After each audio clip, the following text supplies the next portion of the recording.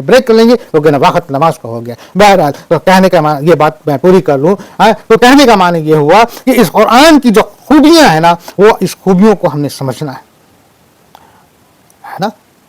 अब समझना है तो समझने का भी कैसे माने मालूम हुआ कि हमने बस वजू बनाया, गुस्ल किया, पाक साफ है, वजू बनाया, कुरान उठाया और फिर जो है कि हम जो है धर पढ़ते चले गए।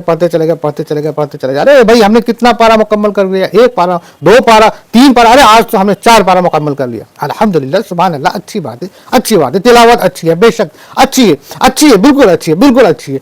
कोई ये ना समझे कि मेरा इससे कोई और मुराद है। मकसद मेरा ये है, एक खाली मैं अपना उसमें अपनी एक बात को मैं कहना चाहता हूँ, ये कि हम जब ये पढ़ते हैं, जब तिलावत करते हैं, तो क्या एक पल के लिए भी हमें गौर ये बात का एहसास होता है कि देखो हम जो चीज़ पढ़ रहे हैं इसमें कितनी चीज़ें इसमें शामिल हैं। जब इनके अल्फाज पर, कुरान पर हम हाथ फेरते हैं तो क्या हमको महसूस होता है कि हमारे सामने तीन चीज़ों को हम मतलब हम छू रहे हैं। लौह महफूज में लिखी बात, अल्लाह सुब्हानहू तआला से निकली कलाम, जिब्रील अलैहिस्सलाम का लाना, हुजूर सल्लल्लाहु अलैहि वसल्लम के सीने तक दाखिल होना और फिर वहां से निकलना, ये सारी चीज़ों को हमने एक साथ छुआ और पढ़ा। बहुत बेहतरीन। गौर करना अब इस बात पर है कि हम क्या उस कलाम को समझते भी हैं, समझने का एक पल सोचे भी हैं, क्या हमने गौर किया है कि इसमें अल्लाह का क्या माने हैं, क्या कहना चाहता है हमसे, क्या कह रहा है, ये हमने इस पर तवज्जो दिया तवज्जो। बताइए, मैं आप तमाम से पूछता हूं, बताइए कभी भी आपने अपनी जिंदगी में ये सोचा कि हम जिसकी तिलावत कर रहे हैं, हम जिसके लिए अपने आप में ये कि हम 1 पारा मुकम्मल कर रहे हैं, 2 पारा, 3 पारा एट ए टाइम, है ना, तो हमने ये चीज को सोचा कि हम पढ़ें तो अच्छी बात है, उसका अजर बेशक मिलेगा, नेकी बेशक मिलेगी, कसम से मिलेगी भाई मेरे। लेकिन मैं जिस तरफ इशारा कर रहा हूं वो ये कि क्या हमने सोचा कि हमने इसको पढ़ा तो, लेकिन इसमें अल्लाह ने लिखा क्या है, कहा क्या है, क्या बातों का जिक्र है, कौन सी बात हमसे अल्लाह सुब्हानहू तआला कहना चाहता है, कौन सी बात हमारे आका हुज़ूर सल्लल्लाहु अलैहि वसल्लम ने कुफ़ार कुरैश से कहा, और कौन सी ऐसी बात है जो क़यामत तक के लिए अल्लाह का कलाम है कि बरकरार रहेगा। हमने इस पर भी गौर करना है, और जब हम एक बार सोचेंगे तो फिर हम इरादा करेंगे कि लौ कुरान की बातों को समझा जाए, कुरान की बातों को समझा जाए, उसके तफसीर पे गौर किया जाए, उसके तर्जुमा पे गौर किया जाए, उसके हालात पे गौर किया जाए, उसके वाक़यात पे गौर किया जाए, उस पर अल्लाह के हर एक बात, हर एक दलील को गौर किया जाए, और अल्लाह क्या कहना चाहता है गौर किया जाए। याद रखो, कुरान के एक एक आयत बेशक अल्लाह का कलाम है, इसमें कोई बदलाव नहीं किया गया, ना कभी किया जा सकता है।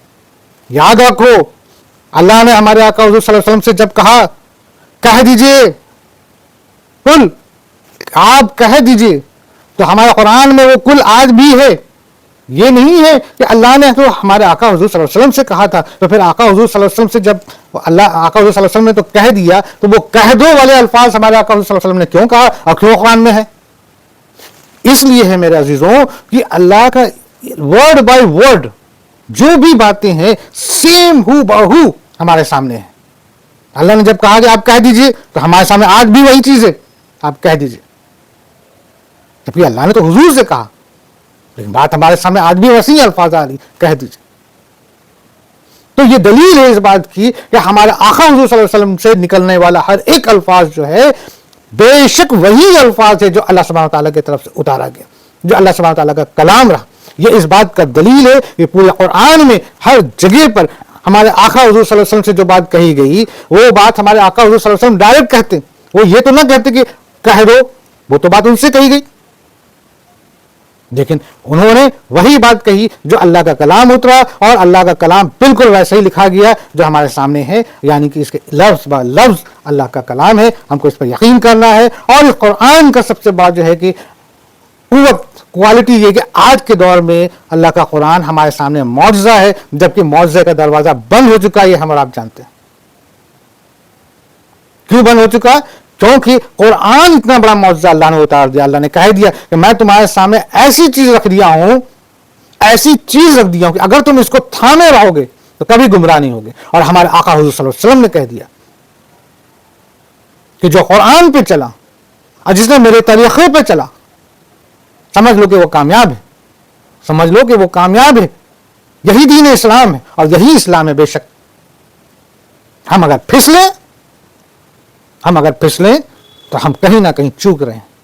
پھر پکڑ ہوگی، جکڑ ہوگی، اور جب پکڑ ہوگی نا تو پھر ہم ہائے توبہ. چلو توبہ کرتے تو اچھی بات ہے، لیکن پھر ہائے ہائے مت کرو نا. تمہارے ہی کیے کا تو تم نے جو کیا تم نے خود ہی نہ خسارے میں ڈالا نا بھائی. آج ہمارے سامنے جو حالات ہیں اس کا حقیقتاً اگر دیکھا جائے تو کون ذمہ دار ہے؟ بتاؤ میرے بھائی، کون ذمہ دار ہے؟ آج ہمارے سامنے جو حالات ہیں بے شک 100% ہم خود اس کے جو ہے کہ ذمہ دار ہیں. ہم نے خود کو جو ہے کہ خسارے میں ڈالا ہے. ہمارے اعمال نے جو ہے کہ ہم کو خسارے میں ڈال دیا ہے. ہم دیکھیں تو صحیح اپنی زندگی پر غور تو کریں کہ کیا ہم اللہ کے اس دین پر ہیں جس دین پہ جو لوگ گزارے ہیں، اور ان کا یہ معاملہ تھا کہ وہ اگر کھڑے ہو جاتے تھے تو کوئی بھی جو ہے کہ غیر قوم کا بندہ ان سے نظر نہیں ملا سکتا تھا.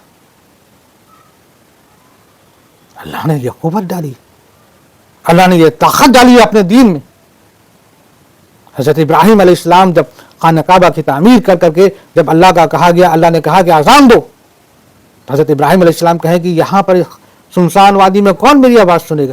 اللہ نے کہا کہ تم دو، تمہارا کام ہے آواز لگانا، میرا کام ہے اسے پہنچانا پوری دنیا تک. یہ ہے میرے اللہ. اللہ نے پہنچایا. ہمارے آقا حضور صلی اللہ علیہ وسلم سوچتے تھے کہ میرے قوم کے لوگ میری بات نہیں سن رہے. وہ پریشان ہوتے تھے کہ ان کا جو ہے کہ آخرت بڑی خراب ہو گئی. وہ تکلیف میں رہتے تھے. اللہ نے کہا کہ نہیں، آپ پریشان نہ ہو، آپ کا کام صرف میری بات کو پہنچا دینا ہے. ہدایت دینا میرا کام ہے، اور ہدایت ہم اسی کو دیں گے جو خود کو راہ پہ لانا چاہے، اور اگر جو خود کو گمراہ میں ڈالنا چاہے ہم اس کو اور گمراہ کر دیں گے.